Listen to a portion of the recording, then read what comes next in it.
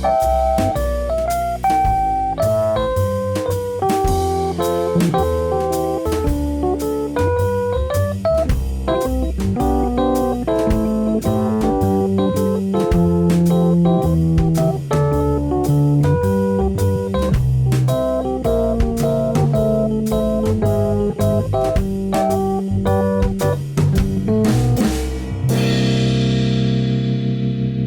Marino Show. Hello, everyone. Welcome to The Marino Show. I'm your host, David Marino. I'm excited to have my guest today. I'm speaking with Keeshia Lacey, the host of the Random Horror Show podcast. I actually ran across her channel on Instagram. I love her stuff. I love her personality. Thank you so much for being on the show today. Thank you so much for having me. Yeah, well, obviously I follow you because you love horror movies as I do. And I like, connecting with other horror fans out there. And you and I have talked back and forth. And I wanted to thank you for the support you've shown me on my channel and for all the content I put out. When I first started doing this show, I was really nervous to put myself out there, but seeing creators like yourself has been very helpful in giving me the confidence to do the show. Thank you so much for just saying that. That means a lot to me, though. And, just putting yourself out there. I mean, just letting it go, just whatever. How I got started doing the Random Horror Show, which was like during a little bit almost out of the tail end of the pandemic. And I've never heard of podcasting. And so there was a friend of mine, she ran a podcast herself, and I was still in my business. This is after, in the state of Texas, because you live in Austin and I live here in Tyler, we're non-essential workers. We had to kind of just chill for a moment. So after that was lifted, the beauty business got the rolling kind of slow. I did an interview with them, and then they like, hey, can you be a guest on our podcast? And I did. And so I was thinking about it. I was like, you know what? This seems so easy, but what I'm going to talk about. So I thought. And I was like, I love horror films ever since I was a little girl. And I used to write a blog called The Country Soul Girl, and it's still up. And I did this horror list, and it was back in 2015. And I was going to SFA at the time, Axum Jacks, And so I was like, you know what? Let's do this. And also I was working on my throat chakra. So I was like, you know what? Let's combine this together. You already had this from 2015 while you was attending SFA. Then you had, throat surgery. And then you just, you spoke in front of 100 people in August, a month after your surgery. So I was like, why not? So I did. That's how the Random Horror Show came about, because that's what my family said. You're just pretty random. I'm like, pretty much. I love that. And I love that you embraced your randomness, and horror. I myself, like you, grew up watching scary movies. I love the 80s horror slashers that are campy and over the top. The more over the top and ridiculous, I love it. What was it about horror for you that just kind of sucked you in? Can you remember a moment that you were like, oh my God, I love these films? What really just sealed the deal for me, I will give it to my aunt, although her name is Angelique, from Dark Shadows, and that's what they named her after, the character from Dark Shadows. And she was a big horror buff. Back in the 80s, I'm 5 years old, and we used to go to mom and pop stores and get horror films. And Dawn of the Dead was the one when I was in kindergarten, and it scared the crap out of me. And we lived up the street from a cemetery, and I was like, oh my gosh. And I couldn't do zombie genre films for a while. But Christine I love Christine. I love Christine. So during show and tell, I sat there and told everybody about Christine. So your show and tell was the movie Christine.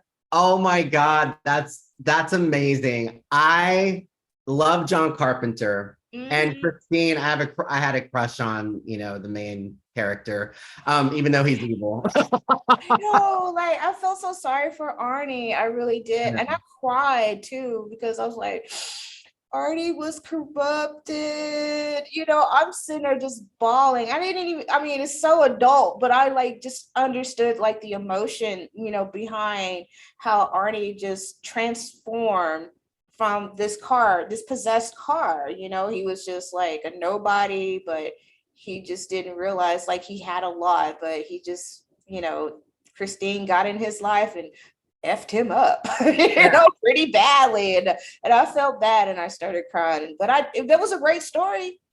it was. It was a great story to tell, my kindergarten class. I have never heard someone say that their show and tell was talking about a horror movie. I love you even more now. That is fantastic. You touched on something here, and I've talked about, with a few actors and other people that love horror. Christine, obviously Arnie was an outcast, except Mm-hmm. for his football friend that took up for him. And I don't know what it is, and I've talked about this many times, but I do feel like this is true, and I want to see what your thoughts are. Mm-hmm. I always felt different growing up and didn't feel like I fit in.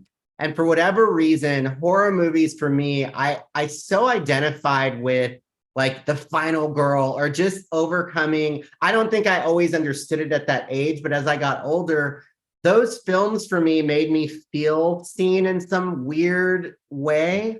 What about you? What are your thoughts with that kind of mentality? Because I find a lot of horror fans, we're all different. We're we're a little wacky, a little nerdy. We kind of don't fit the conventional whatever. What are your thoughts on that? Pretty much the same. I felt different too because I knew I really didn't fit in with my peers. There was, and I also grew up as a Trekkie too. So when you're sitting there talking about from Star Trek to Buck Rogers to a horror film to like your peers, you're at school, guess what you're being called? Oh, that's a weirdo.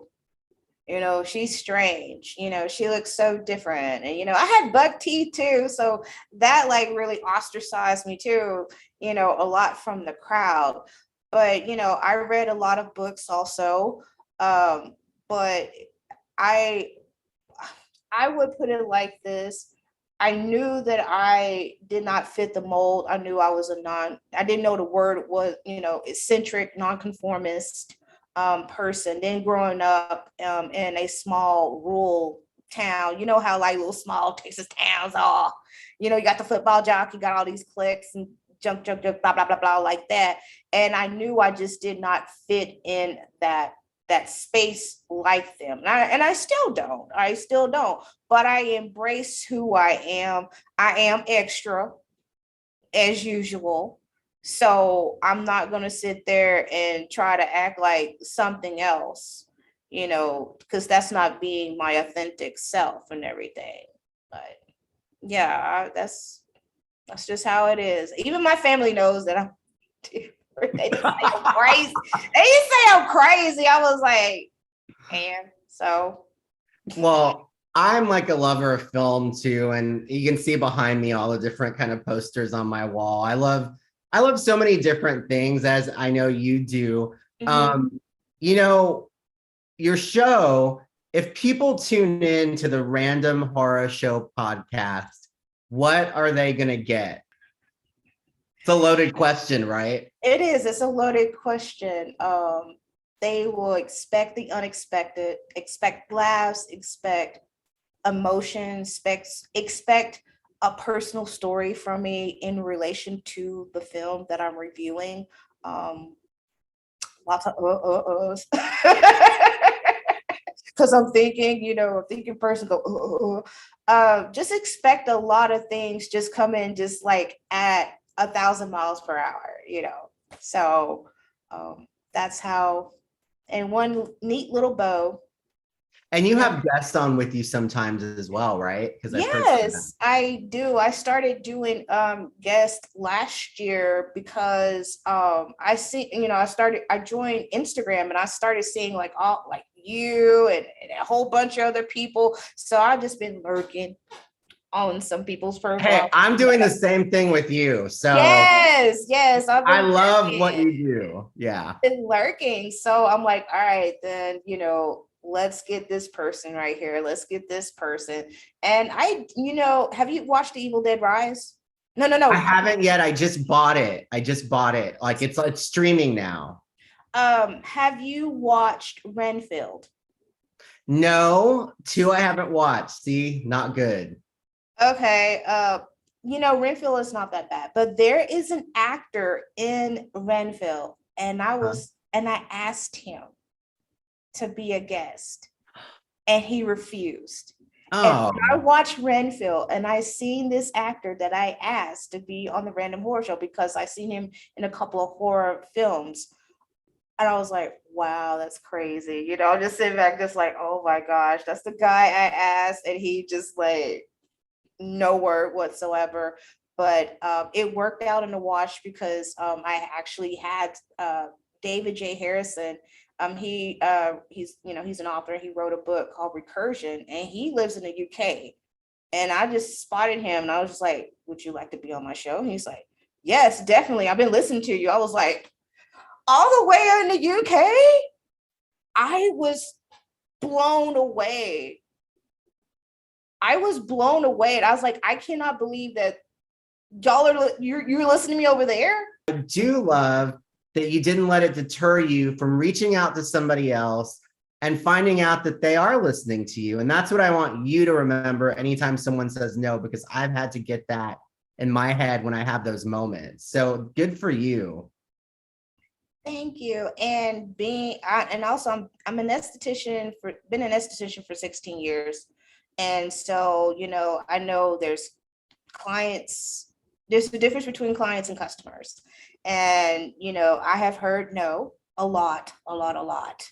So when he did that, radio silence, I was like, that's not going to stop me. And I don't compare myself to other podcasters or whatever, out there, because I'm like, y'all do your thing. I'm gonna mind my own business and I'm gonna do my thing. And that's all she wrote. And that's how I look at it. I truly believe that people who like what you do, whether it's me or you or someone else, they will find you. And I noticed that, the horror community is pretty small, but you also have people that are gatekeepers of it. And I'm like, why? Why are you the gatekeepers of this? It's for everybody to love. It's a good growing community. It should not be gatekept. There's some people that like the subgenres of like different horror films. Slashers may not be your thing, but like, what is it, like elevator horror? I'm like, well, horror been elevated for a long time. But there's so many different subgenres like in horror. It does not have to be slasher. It does not have to be a supernatural being that haunts your dreams or comes out of the woods or whatever. It can actually be people that can be the monsters. I mean, even like real life situations can be horror. And that's what I have in my profile, is that real life can be horror. It can be a nightmare. And but I just don't understand why people gatekeep. I don't understand like how some people feel that like that you have to be like a certain type or a certain gender or a certain color for like horror, when horror is like for everybody. I know, I agree with you. And I find that it becomes very competitive with people that, Yes. yeah, like even with the horror, because I don't go to a lot of horror conventions. I just Mhm. like horror movies. And so, yeah, I find that it can get kind of competitive. And that's not my thing. Like, I just want to talk to people, interview people, get the backstory about the films they were in or books that they wrote, local creatives, people from movies in the 80s. And so, like you, I totally agree that everybody has a right to like whatever type of horror genre they like. Like some people may not consider Silence of the Lambs a horror movie. They think it's more psychological. I think it's horror, but that's a different level from like my Friday the 13th that I love to watch. Yeah. I love your little the shorts with like Jason. Oh yeah, yeah, They're yeah. so I'm cute. such a dork. So I appreciate for those who Nothing haven't wrong with seen being a it. dork. Yeah, for those who haven't seen it, I do these little clips. I'll post one over this. Either Cute. dancing or doing my little pops with Jason and Freddie because I like it. I think it's stupid and it makes me laugh. So tell me about like you sent this to me because we talked about it before, but what are your top 5 horror films that you just absolutely love? Okay. Well, it's a lot of them, and I'm a Pisces, so I'm like indecisive as AF. But I had to narrow it down to ones that I really watch and love, and just like first one on the list, and I just watched it last week while I was practicing on my mannequin with the angel set lashes and everything, is Fright Night 1985, baby. Woo! Chris Sarandon. It's a classic to me, like a modern day classic vampire movie. And did you just swoon and just melt at the dance when they was at the nightclub? Yes.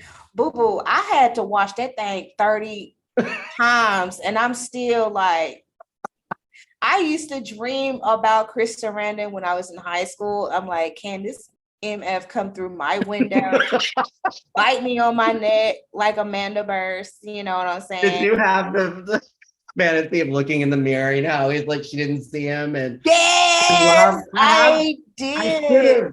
Oh man, it's somewhere. I have the soundtrack on vinyl to Fright Night. I love Oh that movie my so much. gosh. That's a really good soundtrack. I actually, you know what, that was actually my first breakdown in Fright Night, and I watched it with my daughter. That's the reason why like the Random Horror Show was like, it was, it was like in the making during that time. And Yeah. I broke everything down from evil, the way how his character is. It's like him, like he was the weird one, people didn't like him and all that stuff. They thought he was strange, but I like assessed it to like that was his coming out right there. And when he got bit by Jerry, and Jerry was sitting there talking to him like, you don't feel no more pain, you don't have to worry about people picking on you, and he accepted it. And I was like, I've watched this movie since high school, and I just didn't pick it up until I really sat down and I watched it. And Mhm. it changed everything how I looked at movies.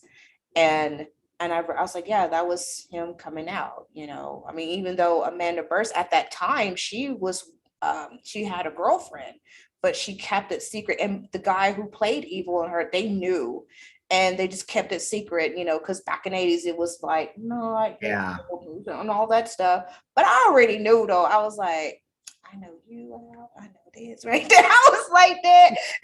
And I was like, I don't went to school with a bunch of people in high school like that. I was like, Yeah. And he went on to make 976 Evil. Yes, he did. Yeah.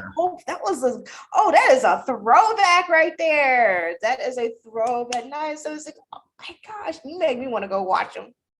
I know. What Yes. are some of your other favorites? My second one is Midsummer. I thought I would never like it because it was just, I was like one of those, like I'm stuck in the like 80s and the 90s type of horror. But when I watched Midsummer, it was so different because it happened during the daytime. There was just so much craziness. You have like, trauma with Danny, who is played by Florence Pugins. I don't know if I pronounced her last name I think right or it's Q. whatever. I don't know. Yeah, yeah, something like that. It's a pug, something like that. But she's dealing with this craziness that, this suicide, her parents are passed away, her sister committed suicide, and she has this like really toxic relationship with Christian. And I was like, you know what, this is like the ultimate breakup movie right here. And just the way how they play up on each other, because they were both like had a trauma bond, and just the whole events of it, it was just so cold as ice. It was so slick.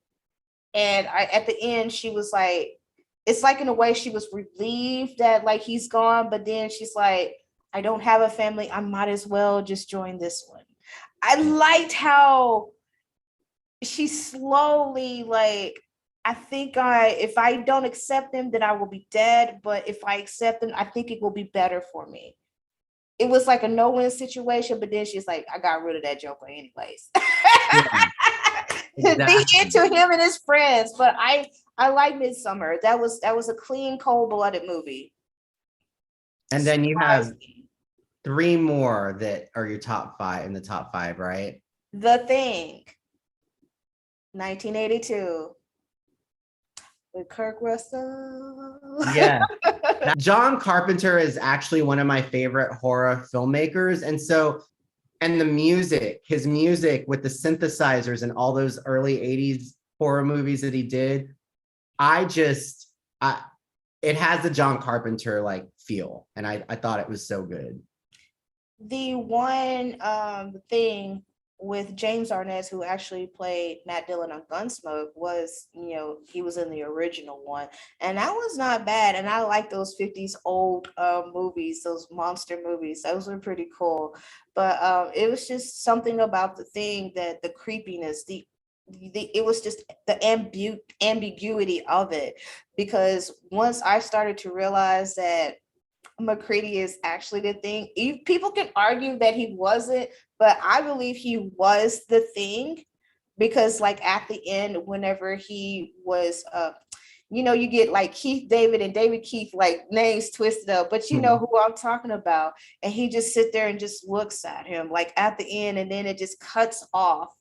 And then you hear the whole, the John Carpenter's, like soundtrack, that music, that vibe right there.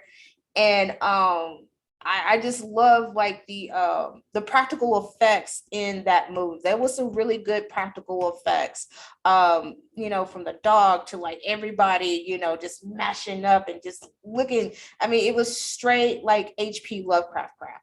I mean, just monsters, just grossness and everything. It was a perfect movie, but John Carpenter at the time did not feel that it was perfect. And it didn't make a lot of movie at the box office because of like poor marketing and the marquee and everything else. But it's still a cult classic, and it just hands down, that's the best damn movie ever. Yeah, it's so good. And what are your other two?